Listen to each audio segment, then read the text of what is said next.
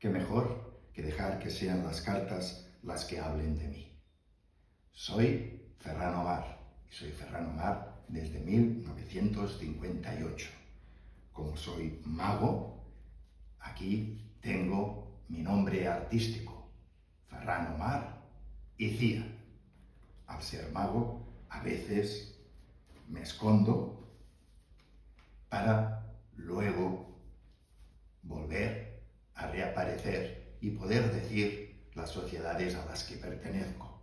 Soy de la SEI, ahora ACAI SEI, desde 1977. Soy miembro del CIP, soy también de Mags para la Esperanza y colaboro con Càritas como tallerista en programas de la gente mayor, tallerista y hacemos magia, también para Amics de la Gent Gran, y además colaboro con mucho gusto en Vidas Mágicas.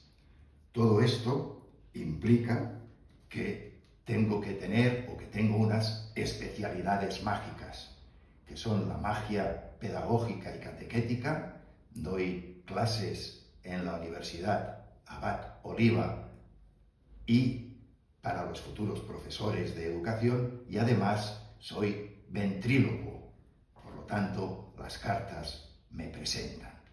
Aquí tengo mi personalidad normal y artística.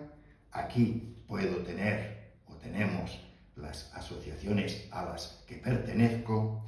Aquí quedan claras mis especialidades, pero como he dado mucha información y podría ser difícil de retener, aquí podéis verla y le hacéis una foto, y si no me preguntáis cuando nos veamos por la calle.